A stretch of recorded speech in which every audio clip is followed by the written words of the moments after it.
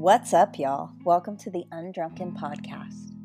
I'm your host, Courtney, and I want you to join me as I talk with real people and have super gritty conversations about their journeys to becoming undrunken. So let's go. Dump the drink because it's time to get this party started. What's up, y'all? This is Nene, and I am actually recording this in Las Vegas. I'm down here for a work convention, and it's not my first time to Vegas with not drinking. I actually, in my 20s, did a whole year and had a company like vacation retreat that we came down and saw the Blue Man Group and Cirque du Soleil, and it was absolutely wonderful, and all of that not drinking. And I don't know why it's so different, but I really noticed it this time.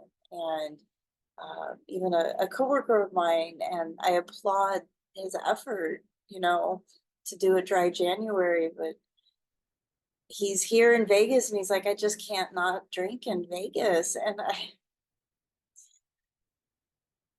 I get it. It's easy, right? But again, like kudos to him for giving it a shot, and he's planning to continue when he gets back and leaves Vegas.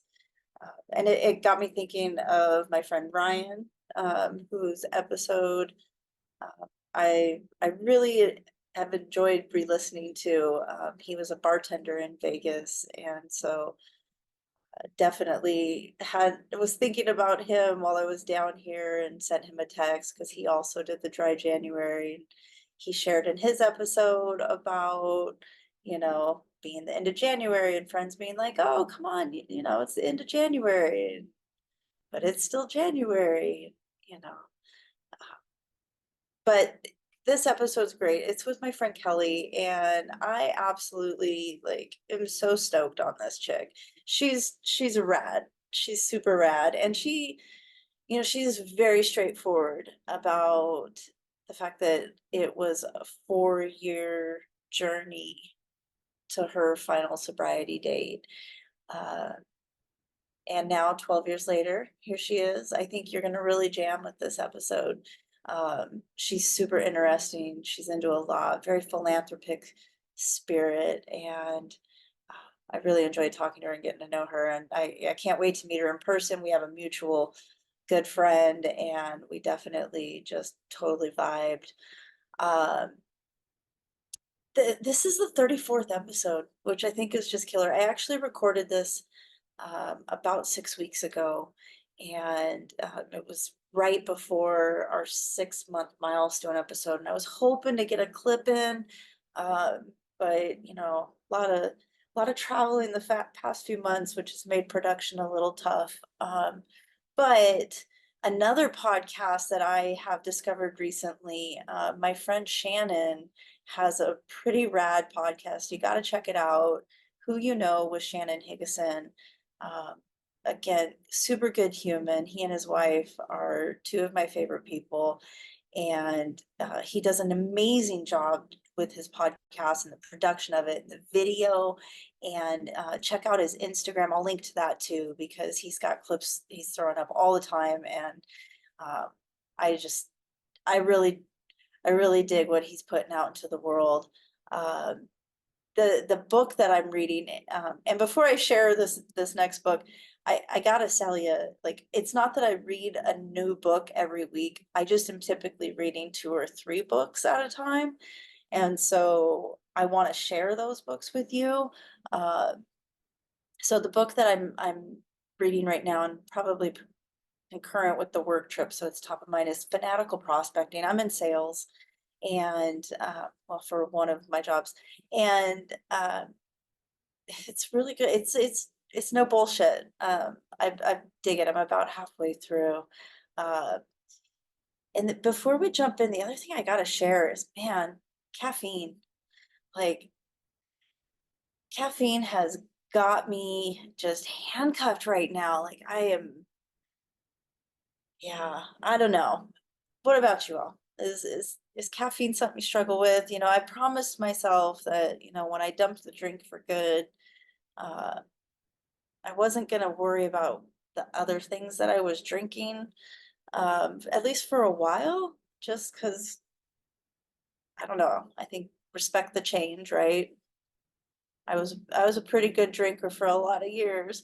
Uh, but man, I'm feeling it. And I think it's because I've taken a few breaks for some different retreats that I've done, and it just keeps coming back, and it is fierce, and I love it so much. Oh, anyhow, yeah, definitely contemplating my relationship with that. Uh, so I hope you enjoy my chat with Kelly. It's really good. It's gritty. She is authentic and just shows up fully. Uh, I mean, she has woken up in crazy places. She has broken herself, and to see her just in such a beautiful place, even given some, I think, challenging life circumstances, be a good way to put it. She just shines. So yeah, let's jump in. Hello, Hello there. How are you? I'm good. How are you? Good. Nice to meet you. Nice to meet you too. How did you announce me? Did you announce me by you said in your email last night? Was it I haven't recorded that part yet, so however you want me to. Um, I might even be able to take a snippet of this. So I'm doing tonight's episode is a milestone episode because tomorrow is the 6 month anniversary of our on-air date. Oh, nice. Yeah, so let me pull up the um, bear with me for a second, the production schedule. Doo-doo-doo. 6 months. You enjoying the journey? It's a lot of work. Work. Just because I do everything myself. Mm-hmm. So yeah, it's a lot, but it's amazing, and it's so cool to do something that is touching people's lives in a positive way. I've had so many people who've reached out and just said thank you for the podcast because they're like, I quit drinking. Mm. Listening to your guests, I was like, what am I doing? And I just think that's super cool, and it's got a lot of people curious, and it's helping other people just kind of stay on track with not drinking. Yeah. Uh, and I don't know, if you had asked me 6 months ago, like if I'd be podcasting even, I'd be like, heck no. You're clearly answering a call. It's so awesome to see the movement that's being created. So many people are waking to the fact that the stuff I put in my body doesn't make me feel good or do bad things. No, it doesn't. It's just the opposite, right? Yeah, yeah, Oh, yeah. pretty I mind. just saw Kat last night, Oh, you did? and we were, because we went to a friend of ours owns a restaurant, and they were doing trivia.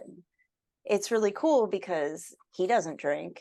His, handful of his employees don't drink. So they have like all sorts of really great non-alcoholic options. They've got a kombucha on tap Oh, from wow. Happy Mountain down in Oregon, which is so good. Nice. And they use like seed lip and make like neat little beverages. Like last night I had a fojito, and Oh, it was so yummy. Yeah. nice. My best friend lives in Seattle. Um, and she was like, "Oh my gosh, a bar just opened around the corner that's nothing but pure non-alcoholic drinks." And she's chosen to, to be sober, and her family. I mean, it's amazing to see where it's gone. Like, no longer is it the fabric of society in so many ways that it has been for so long. People are starting to be like, wait a minute. This Yeah. stuff is just pure. Well, and I think the perception of people who don't drink is finally shifting. I hope it is. Like that's part of my like passion with this is the most interesting people I know don't drink. Like they're not boring. And Right? that seems to have been like a stigma for so long. Like, oh, you don't drink. Oh, okay. Well, sorry, I didn't mean to invite you to a party. Like, I Right. still want to have fun. Yeah. No, there is that life is over when you stop drinking, but that's how ingrained in society it's become, that it's just such a part of normal that like, but yeah, no, I mean, if anything, I've lived a bigger and fuller life since. And I'm not going to say I didn't live a full life before, but the opportunity, like being able to match life with a level of clarity, if that makes sense, has been, I mean, just one opportunity after another presenting itself. And do go to the party. I have this witching hour thing. Like I'll go to a party around 10 o'clock when people's eyes start rolling into the back of their head and they start repeating the same thing over and over again. So I'm like, all right. But I mean, I love going to live music and dancing. None of Yeah. that's changed. No. And okay, so you said Throttle Girl was like birthed from dumping the drink. Yeah, it really was. It was a form. So I got the nickname as Throttle Girl.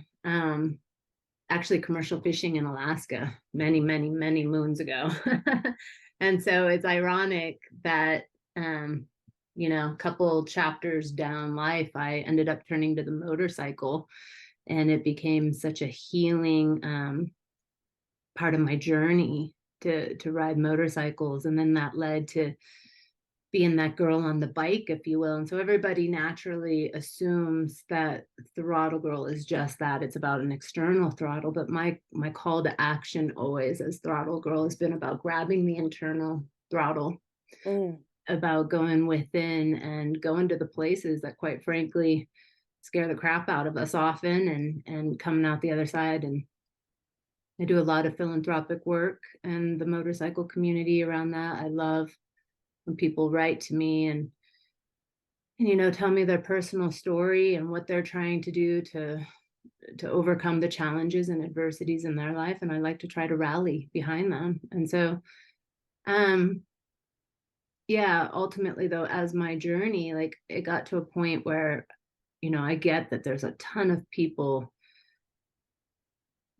quitting drinking for lots of different reasons, and I applaud all of them, people listening to themselves. For me, it was a journey that I like to party, and I like to party a lot for a really long time. Everything in my life was fast and furious and throttle down, right? Like, or hammer down.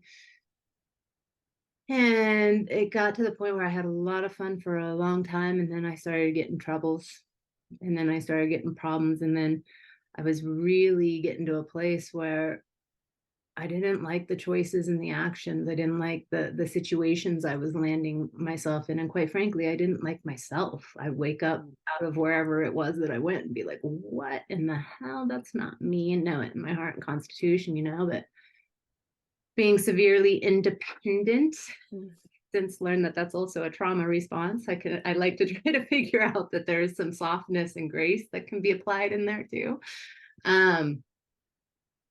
I approached quitting drinking just like everything else in my life. I got this. Who can I count on me? I can, self-will. And I had to come to a really hard truth that it was not about willpower for me. For the first time in my life, I had no control. Like I would constantly get myself in a situation where I'd be like, damn it, Kelly Quinn, you said you weren't going to do this again, and so I needed help. And I found a group of people that shared the same plight, and it was amazing. And I started taking steps to really it took me 4 years to finally, I've been sober for 12 years, but it took me 4 years of complete and total surrender to the fact that this had nothing to do with my willpower. But in that process, I'd always, I've been around bikes, but I needed a form of meditation. And I just naturally gravitated to the motorcycle. And so, between the things I was doing outside, in society to help get sober and stay sober, the motorcycle was pivotal for me. Like I didn't have to, I could just go out and feel the wind. It was me, the wind, and my maker. And, I would get to the stop sign and, do I want to go right or do I want to go left? And next thing you know, I'm like riding across the country, coast to coast in under 50 hours. Wow. Yeah. And starting to do different endurance, 10,000 mile and 10-day venues, and then all the different endurance events that were for my soul. I'd always been a competitive athlete as well in life. And so there was like this, again, this internal, yes, it was through the external, but it was the internal. I could get quiet enough and still enough inside and do these runs. I would always raise money for something that I cared about along the way and try to be of service, giving back. And so I don't know, all of a sudden people were taking notice of the girl on the bike. And if I'm really, really honest, the whole thing about that is I loved doing my service work. My life, I felt, had been given back to me. And how can I go and rooting on those, overcoming? I just went through and going through and continue to stay in present every day, like my own adversity and getting vulnerable with it. And so I like supporting other people that are. And so these large rallies, the motorcycle community is the second largest philanthropic group in the world. And I had the opportunity to be that girl on the bike and then host events at these larger rallies. Sponsors liked I was that girl on the bike. I liked that they could help support these events. It was just like this wheel that was working. So, you know, in my own little way, the Throttle Girl, again, it's really about the internal throttle. And my journey has changed a little bit I've taken a hiatus over the last 4 years. And as I'm going through some other pretty large life events, that another layer and another version of Throttle Girl is surfacing.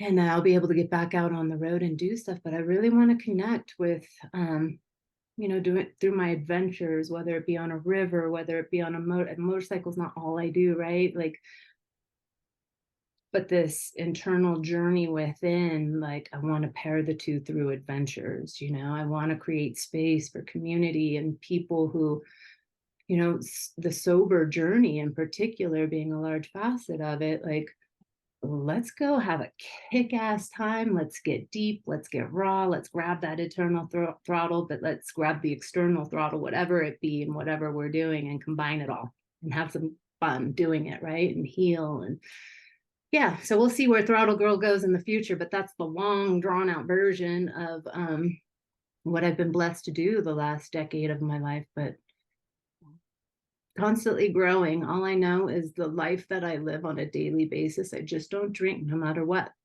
You know, there's nothing in my life, whether it be celebrating the good times, because that's actually scarier for me than the bad times. There's nothing that a drink is going to make better. Not a celebration, not one of life's hurting moments where I'm just stripped to the bone. And so to be present is such a gift. That's what it is, right? A present. Yes, yes. I love that. And I would love for you to share. So I really feel like it's really a gift to hear from people who have, you know, dumped the drink over a decade ago, because you've been through so many seasons of life. And I would love for you to share, like, that when have you been tempted? How did you get through that? Yeah, the temptation's there on a daily basis. Like, at any moment, like I've been able to put down the drink. And again, some people put it down just because they know it doesn't make, they're an athlete and you know, for me, I thought I did better in my competitions when I was actually buzzed half the time of skiing and ski racing. So anyway, that's a whole different story. The temptation is always present. It is woven in, you know, I can't lie, not drinking for over a decade, being on this journey for 16 years now. My sobriety, I have a sobriety date, and I consider it that. It's October 21st, 2011.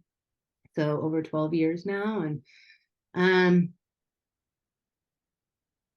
I can't lie, when I see new flavors come out that I didn't get to try, I'm like, I wonder what that tastes like.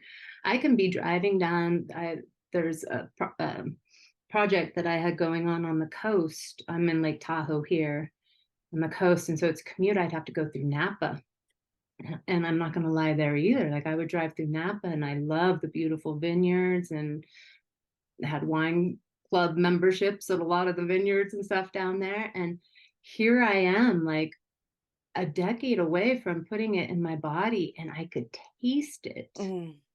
Like that's what tells me that this isn't a matter of willpower for me. This is something that I get to face.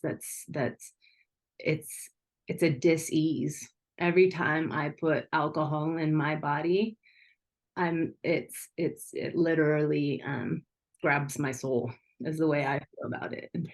So I guess, what do? I go to the things that have worked for me this long. I surrender I've become incredibly spiritual in my last decade of walking this. And that connection with spirit is the most important thing to me today. Today, if I were to pick up and drink, I feel like it would be spitting in my maker's face. And I'm not willing to do that. So I pick up the phone, I call people that I know that share the same journey as I do. I do a lot of outside things, I'm not afraid to say that I've done EMDR, I've done, what else have I done? I do Reiki. I'm a Reiki practitioner. I center myself in those type of practices, but any kind of self-help, I've tried it. Hypnotherapy was actually my favorite. I still kind of like that one a lot, actually. I just know, I don't know what keeps me sober 100%. I really don't, because there's so many people on a daily basis that I say there for the universe, go I. I don't know why I've gotten the gift that so many people haven't or can't, but I know that I'm not willing to take it for granted.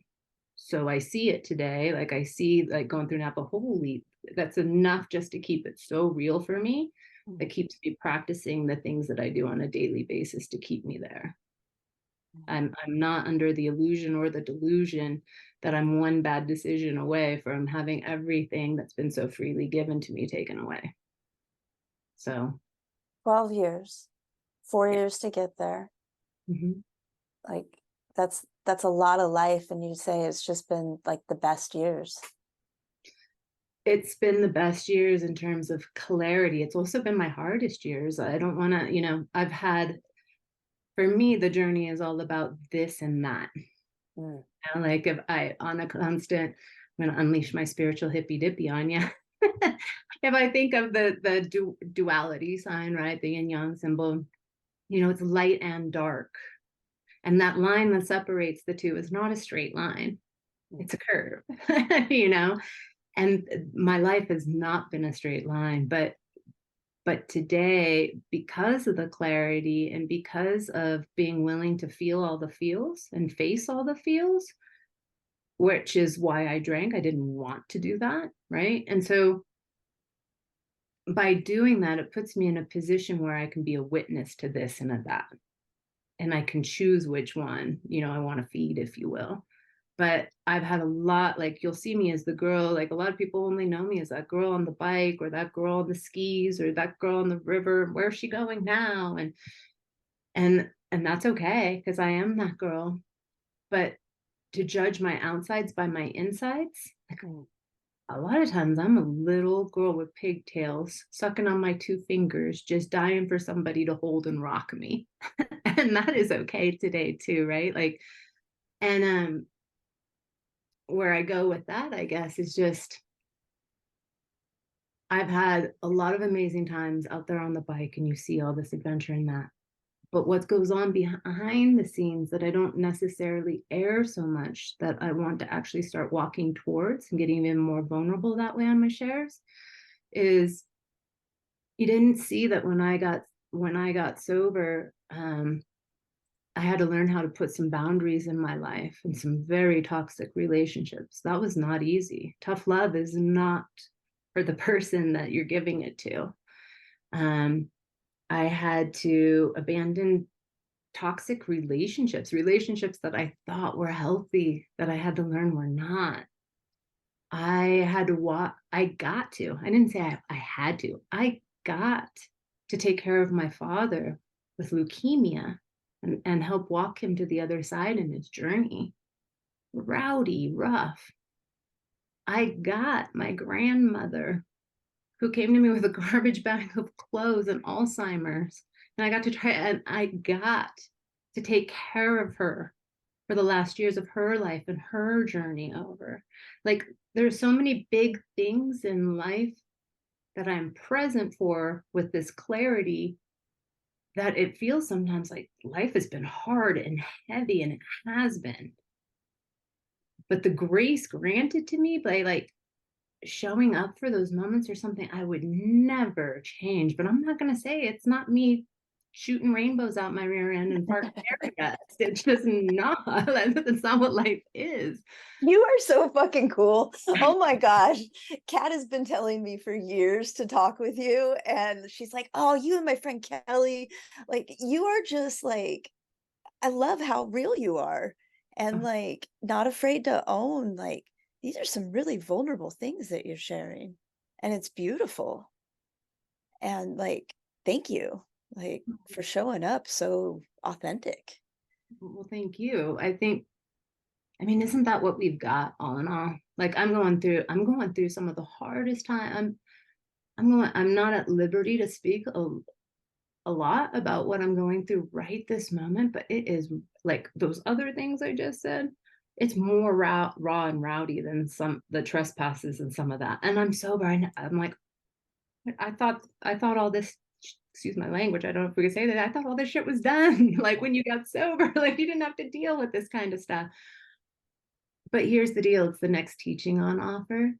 And out of material things, and like, I'm being stripped to the bone right now. And at the same time, I'm like, it is so freeing and so liberating, because when we get rid of all this crap that we put on top of ourselves as society and humans, like, all we've got at the end of it is our vulnerability and our connection to others. It's something that I'm just finally stepping into the next level too. Like, I think it's so important in a society right now. Like, I mean, if you know me or you know my posts, I'm always putting positivity out in the world, right? Like, every time I see something negative on social media, I'm like, oh, better post something positive, because I believe in the light and the dark, the this and the that, right? Let's combat that. But then if you really know me and you're in my circle, or you're one of my clients or my venture, people always go, why do you like the dark so much? And it's not, I feel like the vulnerability that I drank because I didn't want to be vulnerable. I didn't know how to be vulnerable. I didn't want to feel. For a long, long time, I thought all I wanted to do, like, I was just a party girl.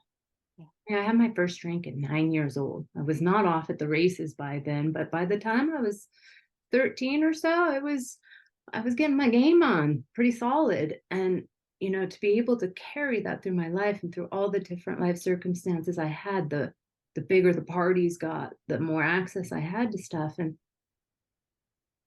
it wasn't until getting sober that I got back and I got to reflect about all the things that I was actually hiding with that, and the motives of being that party girl and being that always full tilt girl, right? Like, and so again, I think at the end of the day, when you don't have anything in life to hide behind anymore, it creates a space that authentic version of who we all are can come out, and I want to celebrate that more in life today. It feels good. It feels like I'm more free today, and it has nothing to do with the flag I was born under. I'm more free today than I've ever been in my entire life. That doesn't mean I don't go through the shit, but that means everything to me. So if it can help one other person feel the same way, go like, gosh, if she's, if she's going through what she's going through, or if she feels this way, like, it's going to give me the strength and the power. I mean, that creates the connection in life. And I think, again, my soapbox, but I think that's what we're missing so much in society today. Reach, like mic drop right there. That was amazing. Come on, get me going. It's like that little car. Let her go. Oh, I love it. No, okay, so 9 years old. Mm, Um, I also had a very early start, and I think a very early, you said full tilt, like I was all in. There was no moderation for me. Like I was never like, oh, I'm just gonna have one. Like I can have four yeah. while you have one. 440s. Yeah. Yeah, right. Uh, um, and you were talking, I love that you own, it took you 4 years of wanting it. How did that start, and what was the thing that finally made October 21st, 2011 the day? The universe, spirit.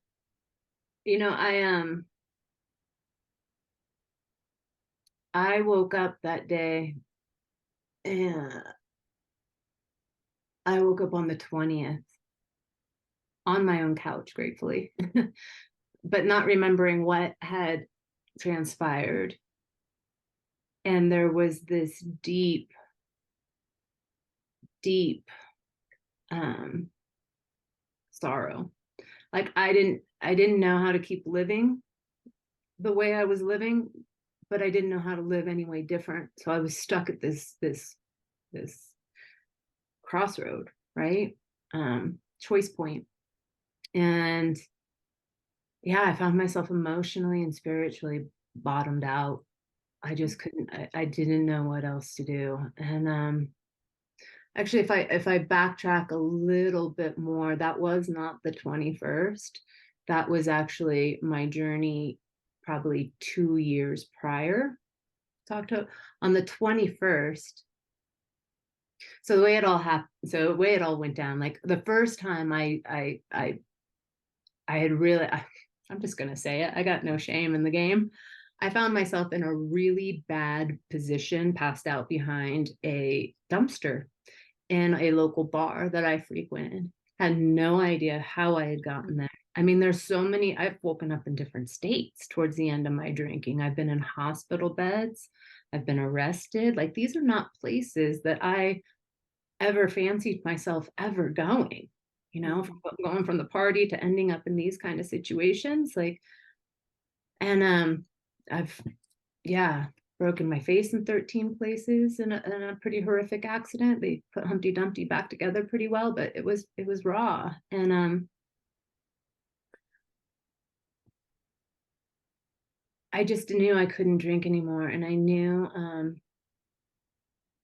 I had a friend that had quit drinking, and he had used a 12-step program.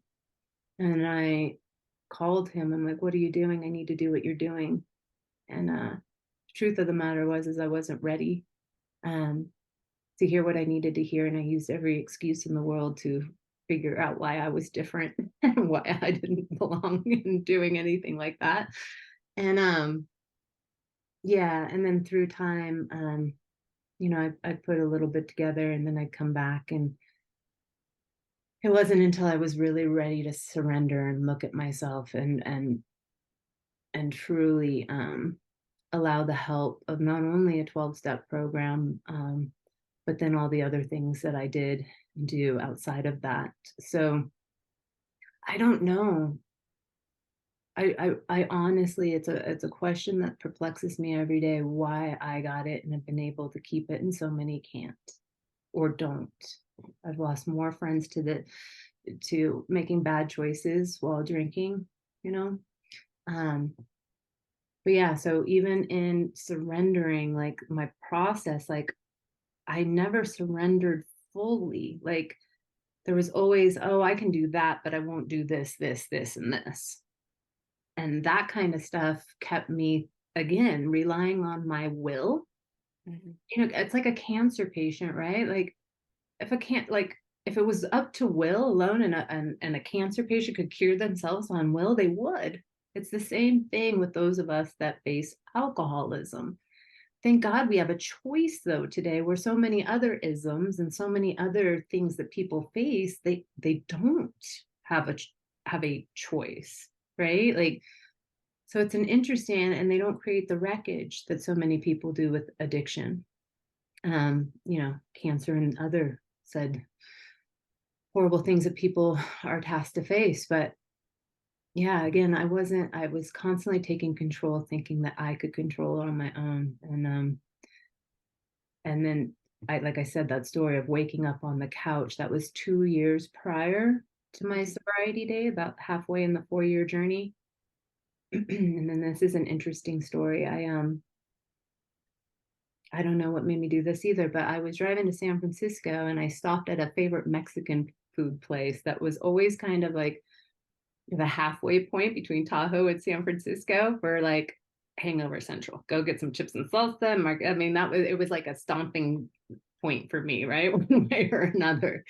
And I stopped there and I was like, oh, I'm just going to get food. Well, I'll just go get food and sit at the bar. All this stuff I was doing in the mental gymnastics I was putting myself through. Well, I sat there and I ordered a margarita. And the margarita was served to me. And mind you, I had been doing everything I thought that I should be doing. But for that one moment, and when I ordered it, I knew it was not in my best interest. Like there was this intuition and this gut, and that's all I can say. It was something doing for me what I couldn't do for myself, as I like to say. I took the margarita, took it to my lips, took a sip of the margarita, and I then put the margarita down. I scared the crap out of myself. I pushed the margarita away. I paid my bill and I got the hell out of Dodge quick and got out of there. Some people say, for me, that was enough. It was intentional. I literally set up the whole process. I put myself in there. I ordered it. Why I didn't slam that and then a picture after and then be off to the races, I don't know. But what I do know is I'm protected. And what I have faith and trust in is that when these things come up in life, when I get tempted, when I feel like it would be a good idea, when all of a sudden out of nowhere I taste it, when I see a commercial like, hey, I've never had that flavor, I just play a rewind. I play the tape in my head. I know within me that there is nothing that, my mind wants to tell me that like in Napa, like the wind is going to be blowing. I'm going to be wearing a soft, fluffy dress, and like the man of my dreams is in a beautiful bottle. And like, no, the reality is I'm going to be torn up because I just got caught on the vineyard after I've stumbled and fell off the deck. Like my mind is different than my reality. So I just play the tape and I just accept it for what it is. And again, I say, thank you. Thank you for showing me that this is something that in healthy fear, I get to keep close to me. And I get to talk to other people that maybe share the same thing I do. And I just get to be on offer today and be a true seeker, be authentic as I possibly can, and somehow carry the light out into the world if I'm capable, but doing it clear. That's really what I feel the mission in life is for. I love that you expressed gratitude and you said something that I've never heard before: healthy fear. Yeah. Fear is a whole, that's a meaty conversation for this girl. I used to surround myself with a bunch of buddies that we bungee jumped a lot in the late 90s. And yeah, I just dated myself. and it was crazy because that's the sponsor of no fear, right? And that always, I always gauged fear on jumping faster, more, how to push boundaries that way. And that is fear. But today it's more about, for me, my journey is KNOW fear, like truly no fear. And that fear, that the emotions you know, whether it be, there's so many different levels of fear. I mean, we could talk for hours, just, I think I could anyway. Like the level of fear, whether it be brought upon by emotional, spiritual, or physical securities, one way or another, you know, without getting too meaty and deep, like the idea that my thoughts, my mind controls the fear, the narrative, the way I was brought up, the religious, social, economical structures that I was born into. Like it creates a confine, if you will, you know, like there's a level whenever I get triggered by something that I see outside in the world, that fear comes up, right? And I get to look at it today and go, whoa, is this something that I need to look at? Is my safety challenged by what this person thinks or pushing on me, or what society is, or what, like, I get to get really rigorously honest about what fear means to me today. And, you know, I guess in next stepping that, like, there's no fear in my life. There's no trigger. There's no outside external circumstance that is powerful enough that I would want to let it numb me from being able to face that fear. And that's why I drink. I didn't want to face those really deep, like, more emotional, spiritual fears, those things that I express gratitude for today. Like, thank you for teaching me. Thank you for, you know, I believe our obstacles in so many ways are, and our life challenges are our biggest teachers. I would never have been present for all that drinking, ever. Like, I just threw a grenade over my shoulder and kept going. So healthy fear, like, there are, like, what I'm walking through personally in life right now, I'm scared shitless on a lot of days. And again, like, it's just life. But at the same time, like, today, I believe that there is a difference between being in fear and being scared. Because I can face the fear. I'm looking at it like a dragon almost. Like, I'm looking straight in it and I'm not backing down. I'm saying, hey, I'm not going to fight you either, but do you want to dance? Let's get to know each other here. Like, fear, show me what you're trying to teach me. I like to dance, want to tango, like, and offer that curiosity and that softness to the fear. But that doesn't mean I don't shake a little while I'm saying that. Like, I'm human. You know, like, that doesn't feel good. This isn't rad. But so that's what I mean by healthy fear. My healthy fear today, with just the simplicity of not simple, drinking today, is just that. Like, I look out into the world and I see people that aren't getting it, and I wish that I could do anything to help. And it's not my place to seal somebody's suffering, because that's one, making me their master, whatever, right? Like, their God, if you will. Where at the same time, that's where the profound growth opportunity for them is. So I just want to hold space for that. But the healthy fear to me today is being able not to be in judgment, but in observation, that, like, whoa, again, there for the grace of universe go I. Like, thank you for showing me what I don't want to be, which is just as profound as showing me what I do. And again, it's not judgment, then I'd be attached emotionally to it, right? It's an observation. And that's where I believe spirit comes through and allows me to see wide open and see the fears. That's, yeah. So I know your communities. I think we have a lot of the same activities in common, and drinking can be prevalent at these things. How do you navigate those kind of like events and social situations where drinking is prevalent? Like, do you have a go-to beverage? Like, how, talk me through this. Yeah. Today I'm like, a lot of the beverages have lots of calories. So I just, I'm not gonna lie. I'm like, is it worth it? Like, I'd rather have the chocolate cake over here. My favorite go-to drink, I get soda water often with just lime, but depending on the season, soda water with you know, spurts of fruit juices, whether it be grapefruit juice or cranberry juice. Those are probably my two favorite. Iced tea and lemonade is always a good combo in the summer for me. In the winter, I'm a mate girl too. I drink mate like no other. I've really pared down on coffee over the last 5 years, but teas, like anything hot and yummy. But yeah, I keep it really simple because I do, it's not up for anyone to tell me that I am,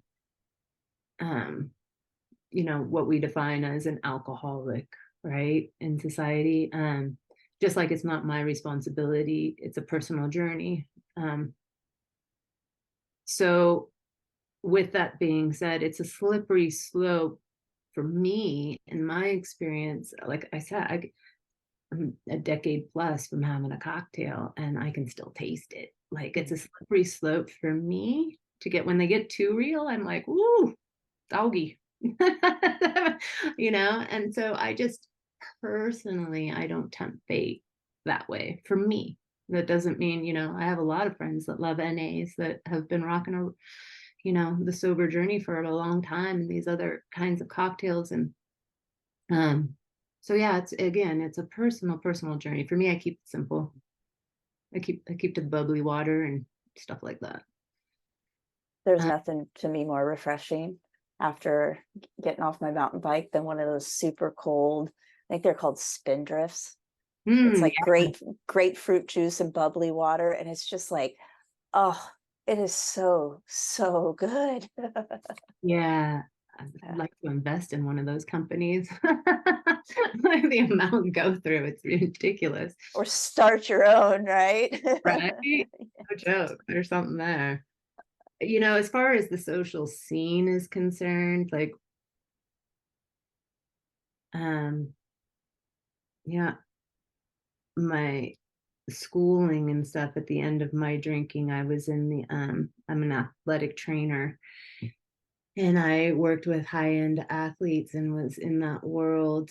And so stuff was always available and stuff. I had to take a leave of absence from work and to kind of just totally go off grid for a year just to really not put myself in environments that would be putting candy in front of a baby, and that was okay. And then because of my, there was a lot of guilt and shame involved, again, because I hadn't really wrapped my head and heart around that this is no different than any other disease or, that's out there in the world. And so I had a lot of guilt and shame over it. So I really wanted to be quiet. I didn't want anyone to know. And now, again, through that adversity, I feel that it's been such a gift that as far as the social circles are concerned, like today, I don't have a problem. Again, I love going to shows and live musics, venues and sporting events, and I have no problem. Do I just go to a bar to hang out at a bar? No, it's not necessary for me, and it's nothing I really even enjoy anymore. So I don't really have a problem with being around it, but I do choose, like people will come over to my house for a barbecue, and if they want to have wine and beer, please don't feel like you don't because of me. Just because my privilege card got revoked doesn't mean yours should. But I do love and care that so many people care about that, right? Like there's been two types of, there's either the support, the care, and they don't want to put you in a position, so there's healthy conversation about it. Or what's curious to me is there's the people that, again, fear there might be something that they're being asked to look in within themselves because they feel threatened by it somehow. And so I've had a lot of friends that have cut doors and not want to talk about it or be supportive, or come on, you can have just one, we miss you, like those kind of, like back in the day, right? Like, why are you pressuring me? Right, to feel better about themselves, right? Or so many of my relationships, especially at the end of my drinking, were built on the party. Once I didn't have the party or the party favors or the host in the parties, it's amazing how many people didn't call. You know, like the community and the friends and the circle that I have been gifted is absolutely mind-blowing to me on my sober journey. Like, you know, the level of depth and honest, sincere friendships has been one of the biggest blessings through it all. You know, there's no words for it. I've got so many people loving and supporting me right now through so much, almost to the point where it's still, again, like it challenges me to be like, this doesn't feel right to receive so much. I was always the one to help. And I was always the one. And now I have to be on offer to be like, oh, I need help right now. And then I have to ask for it. Oh, that's so uncomfortable. You know? But the gift of being sober, again, has allowed those friendships where it's pretty, it's a priceless gift. Priceless It gift. really sounds like you've moved into trusting yourself and the people that show you they're trustworthy in your life. Yeah. Yeah. That's Yeah. you mentioned a 12-step program. Was that AA? Well, Or was it? for anonymity purposes, I am a friend of Bill. It works for me, but it's you know, there's a lot of different paths to the top of the mountain, if you will. For me, you know, a lot of times when you hear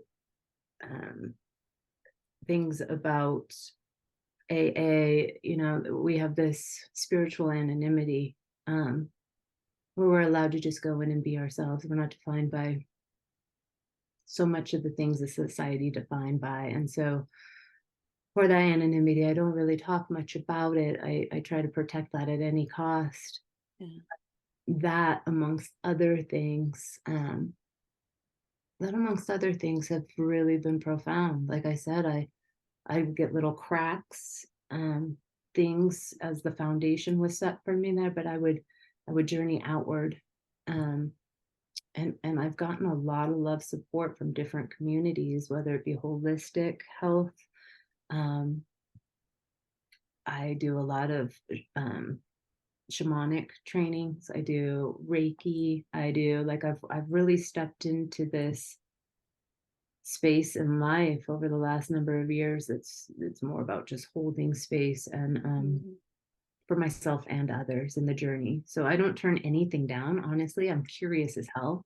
Like, I'll try most anything once, as I say that I'm curious about most anything. I guess I do have boundaries in there somewhere, but you know, if I feel into it and it feels like there's something that I haven't tried in terms of yearning to be more open, more, you know, the healing journey, if you will. It sounds so cliche, but that's what it is, you know.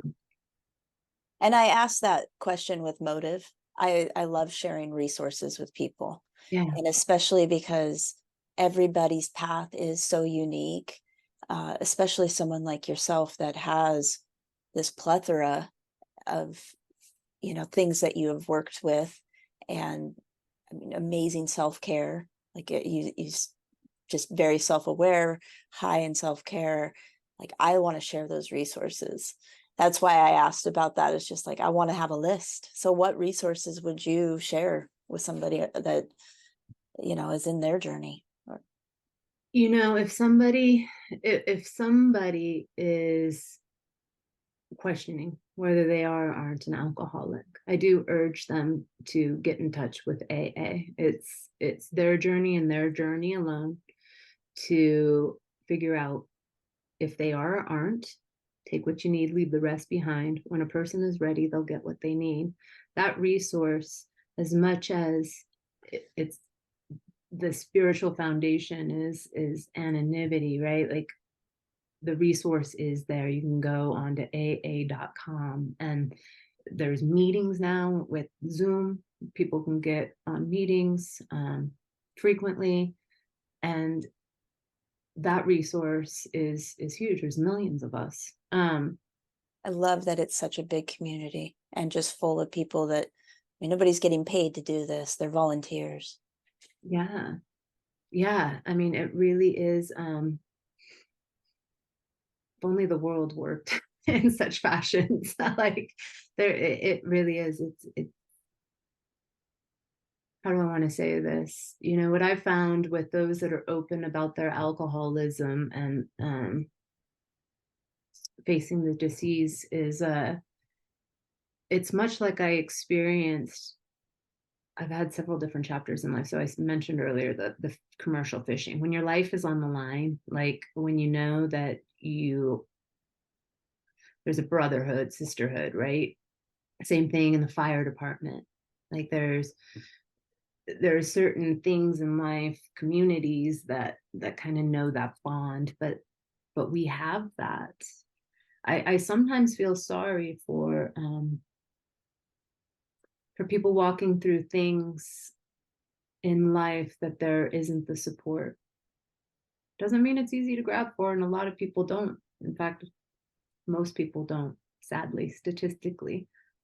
But it is, it's a resource that is available, and most everybody knows about it and how to get in touch with it if they have the willingness to stop drinking.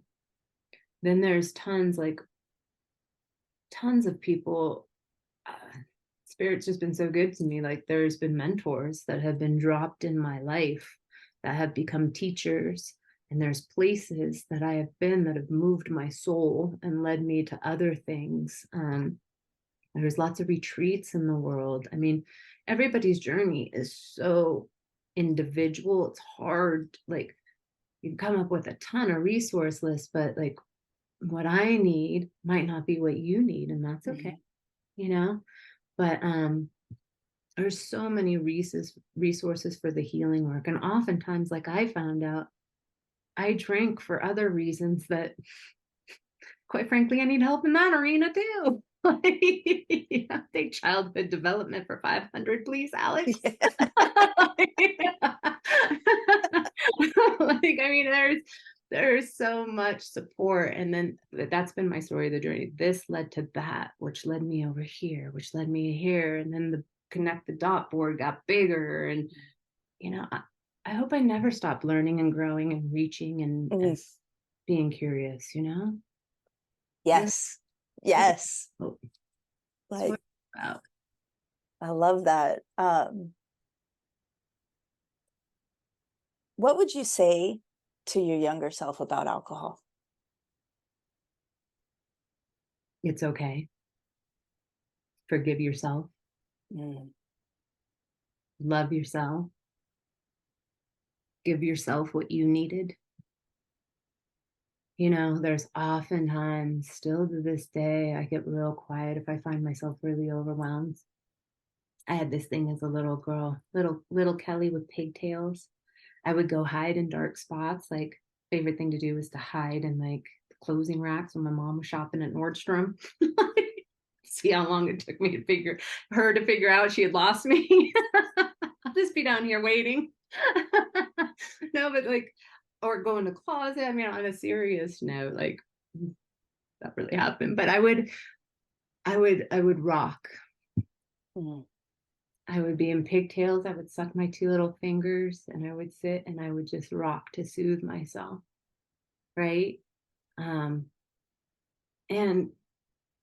today, what I do, like when I feel overwhelmed in that little girl, those fears, those really deep, I'm not enough. What if I do this? Will it make that person mad? Well, like, there's been such growth in my life. I used to be able to look at a couple across the street, and if they were fighting, I'd be like, holy shit, what did I do?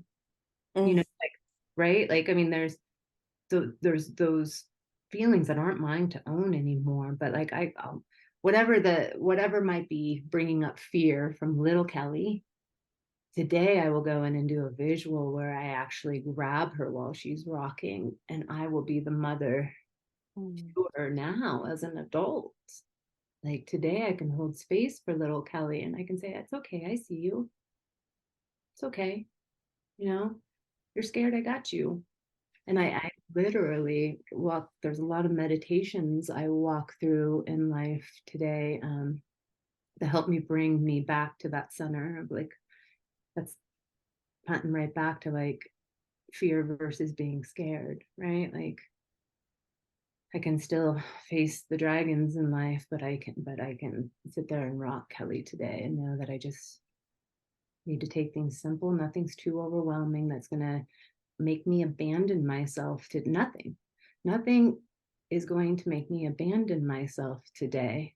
And that little girl that lives within, that would be worth numbing. Like, I'm not going to numb it out. I can't numb anymore. Nothing in life is worth numbing to me.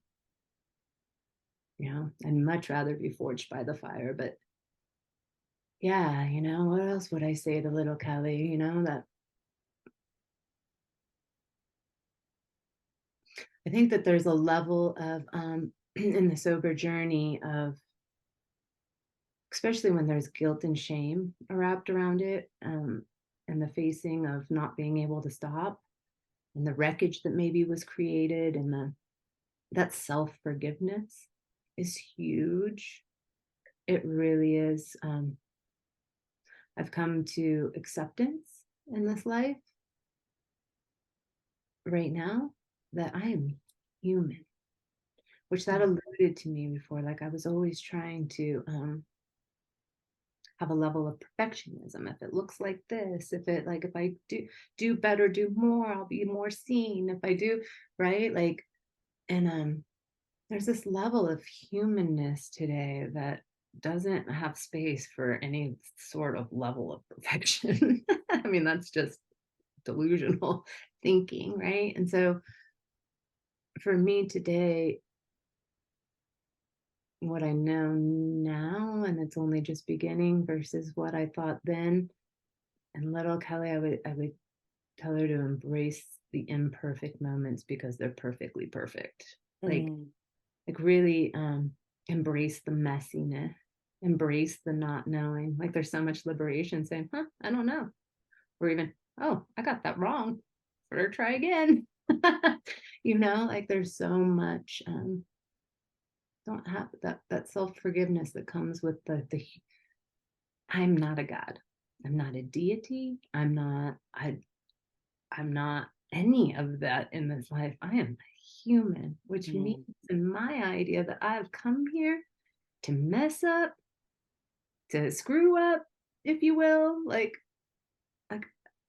I don't know where I want to go with this, except for the fact like I really truly don't believe where I'm sitting right now that there's any such thing as good, bad, right, or wrong. Like there's just what is. And if I can take ownership and accountability for my life and my choices, even if they don't feel all that good, nowhere in anything, like I used to think acceptance meant I had to like it. Oh. Nope, not so much today. Like it might be uncomfortable as hell, but guess what? I get to take ownership in that today and be like, I'm a human. And so, yeah, I mean, that's a lot I would tell my little girl. I'd basically reprogram, I'd basically love my little girl completely different than I once did. I used to kick sand and abandon her in the closet in her dark spot just to rock and self-soothe. Today I show up for her in all the fields. Oh, I love that. I love that. I call my my little one, I call her Mimi. Mimi. Yeah, she calls me Mimi. I call her Mimi because, you know, we're all me. You Right. know? That's awesome. Mimi. Yeah. Oh. Yeah, I had a moment, and when you said this, I got goosebumps where she did like kind of like curl up with me, and we were just like cuddling, and it was so loving. And I was at a retreat, and there was a meditation going on, and there was some chanting, and I just it was like she was like, "This is weird." I was like, "Yeah, but it's good too." Right? Like sometimes weird is like awesome.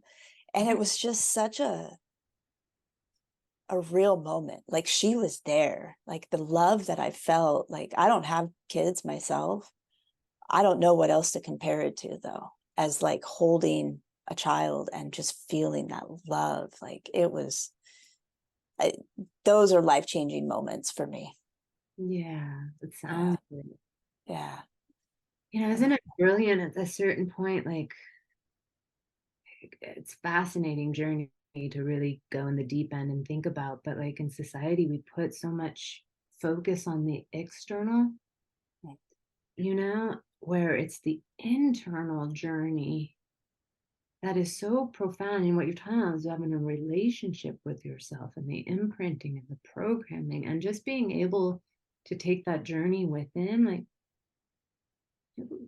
large amount of people will continue numbing, and it doesn't necessarily have to be alcohol and drugs. Right. Like, be it shopping, be it bigger, better, more, whether it be relationships, whether it be, I mean, there's so fun, like we are inundated with ways to numb and disconnect from ourselves by the external. Like, man, because going within is a scary place. That means we have to look at ourselves. That means we have to, like, all of those things that made me go into the corner and rock as a baby.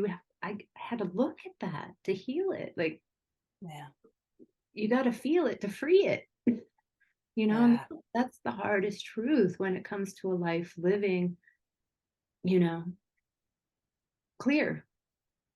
And I'm just going to say it too. Like, I am an empath. I feel at such extreme levels, which is also part of the reason I didn't want to feel like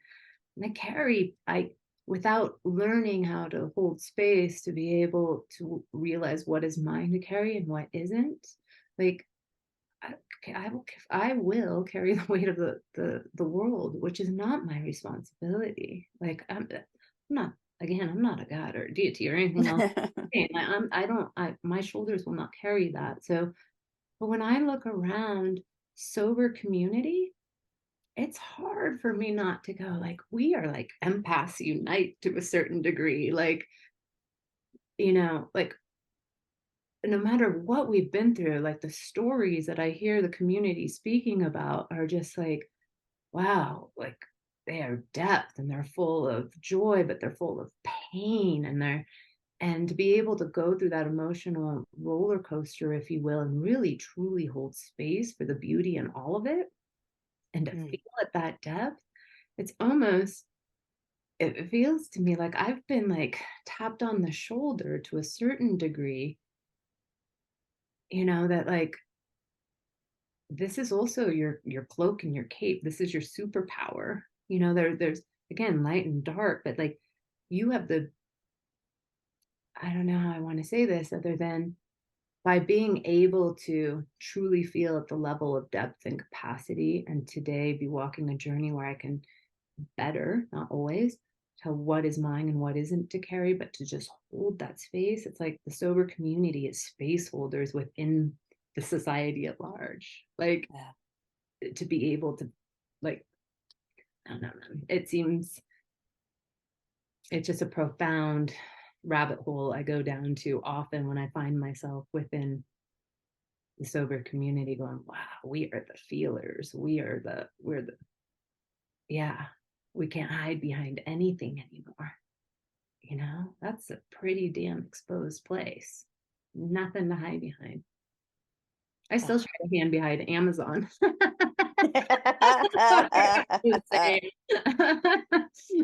Different things in life. I'm like, sure, my dog needs 4 dog collars for the Christmas holiday.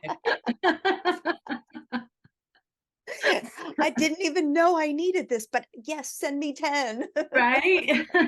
Less is best, more is better.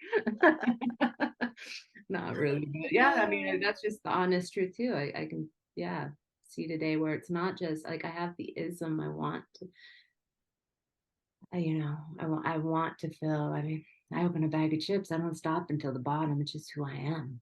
And there's a level of human acceptance and all of that, and my favorite one is not taking myself so seriously anymore. I love that. Yeah. You asked in social circles, like, and I started to go down the line, like, then there was guilt and shame with it. And then now, like, I go out and somebody will ask, like, you don't drink? They're either curious and they want to know, or I'm like, yeah. And they're like, why not? I'm like, because I break out in handcuffs. And they're like, I'm not watching a face on people. They're like, oh, they either want to know more or don't want to know anything, right? But I'm like, that pretty much ended the conversation. That is fucking rad. Break out in handcuffs. I love that. Oh, And it says it all, doesn't it?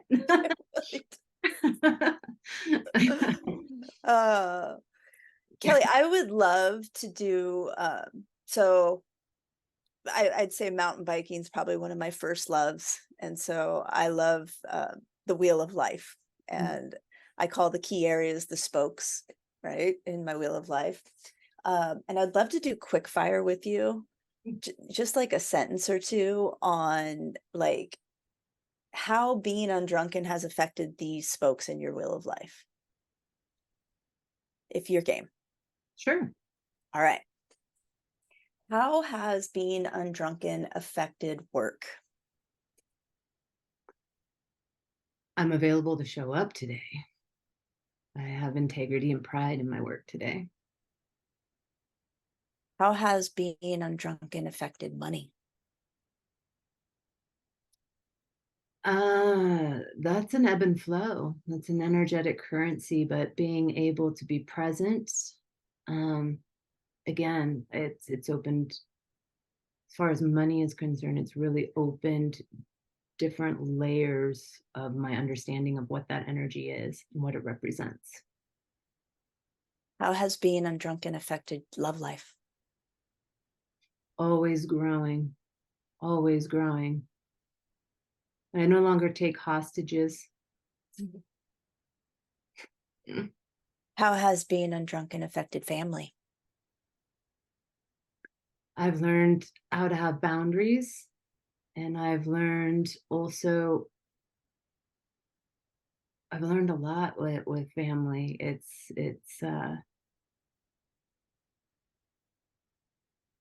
That's an interesting one for me because I've had to learn how to love myself often and put really healthy boundaries in family dynamics, not because I don't love them, but I love myself.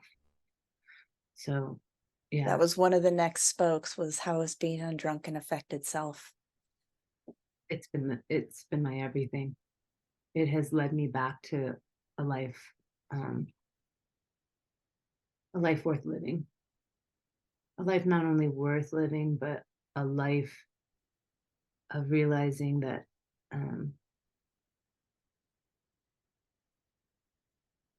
abundance is a gift, not in the way that we traditionally know abundance, but it's given me a sense of freedom I've never known. Yeah, that one that's meaty. I don't know how to put that in a sentence or two. Giving me everything. Let's call it that. I know this one's meaty for you too. How has being undrunken affected spirituality? Oh, from a girl that didn't have a relationship with a maker, again, it's my everything. It's truly what I believe. I believe in alchemy. You know, traditional alchemy, gold to, turning lead to gold. I believe in spiritual alchemy today, like transcendence. It's my everything. It's who I am. I'm a spiritual being having a human experience. Literally, this is my human meat sack. I get to walk around the costume. One day where I leave from here, it's that relationship matters to me before anything else. I try to look to that relationship before making any decisions in my day or in my life. And yeah, I want to high five wherever it is I go on the way through and be like, woo! Yeah. And I did it sober. Yes. Yeah. Last spoke. How has being undrunken affected friends? My relations have weight and depth today. I know how to show up to be a friend. The journey all of these questions, the spoke is wrapped around the hub being the heart for me, and love has lots of different layers. But the true unconditional love that I've learned being sober for myself, for others, for family, much of it defies the structure that we know or taught or imprinted or ingrained upon, right? Like it's this internal journey is where what I believe spirit to be lives within. It's not going to run around like Caddyshack with a golf club. Like, where are you? I did that for a long time. It's within, and that unconditional love for myself and others is, I mean, we could talk for another hour on my thoughts and feelings there, but there's like it affects everything. Like the heart is my hub around that, the family, relationships, money, everything else, like the energetics of it has completely changed based on that principle alone. Friendships, I know how to show up for today, and I know how to ask to be a friend too. That's meaty. That's Mm. good. Kelly, thank you. I feel like I'm going to have you back because I could talk with you more. Like you have so much to offer. And I really hope that everybody that listens to your episode feels inspired. If you're willing to share, like, where can we find you? Yeah, I'm on Instagram. Play on usually when I'm on there, play on Instagram and Facebook. I have a page on Facebook for Throttle Girl, which is my more public page. Yeah. I'll be crawling on there more and more as soon as I get through some of the stuff I'm in life right now. I've literally felt like a caged bird the last few years, and I'm just freeing myself. So it's, again, I'm not at liberty, but I'll be coming on more and more is what I'm trying to say. So Love it. people can always reach out and message me there. I also I'm Throttle Girl on Instagram, and then my private page is Kelly Quinn, also on Facebook. Awesome. And you're going to be at the top of the list of invites for the Undrunken Festival because it sounds like you would just have a blast, and Kat will be there too. So I want to hear more, and I want to squeeze her. It has been way too long. So next time you see her, please give her a big squeeze for me. I will, for sure. For Christmas, so hopefully we can all get together. Oh my gosh. Yes, please. Yeah. Please. Yeah. We'll hit the snow, something. Yeah. That'll be amazing. Snowing here, right? So hopefully soon. Our mountains haven't opened yet. It's cold, but we haven't gotten snow quite yet. So I think that they're in the same boat. Like, this is a teaser. This is like just spitting enough to say. They're blowing snow at the mountain though, but nice. I guess in closing, like I just really also want to share with your audience that whoever, if somebody is listening to this and they are struggling, you are not alone.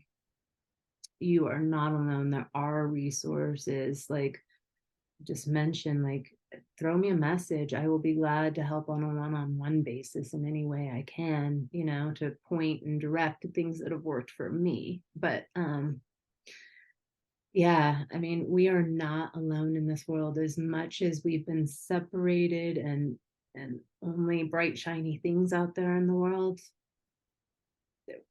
we are not alone. And I am so grateful to be a part of a movement, whether it just because people don't want to drink or they have other reasons, or if you consider yourself an alcoholic, like whatever it may be. I'm so excited to see this movement growing because, yeah, I mean, alcohol, right? Is not a good definition. Have you ever heard that? Have you ever heard what alcohol means? Maybe. Share. So the word alcohol is actually alcohol, and it literally, I don't have the definition, it basically means body eating, flesh eating demons. Like, it literally, I mean, there's a reason they call it spirits too, right? Yes. I mean, it literally is negative energy, negative, pure. I really feel like it really is. even if you can do it, which is great, but everyone does it to take an edge off, or because it's socially, or like it's, it's one of those things where I'm not sure it really does anybody any good. If you can do it, more power to you, but I really feel like it is a darkness and an energy. So again, if you're struggling, if you want to quit, if you're being called to it, try to listen to that, get resourced, do one of the bravest, courageous things that you've ever done for yourself. Thank you for offering yourself as a resource, and thank you for joining the Undrunken community. Like, I really, really appreciate you coming on. Yeah, thank you for having me. Yeah. For walking the journey with me.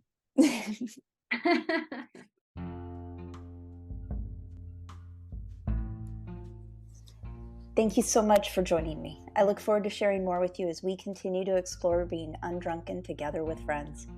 I hope the Undrunken Podcast is helpful and inspiring to all of you out there. So if you liked this episode, please send it to a friend and help share these stories with more people.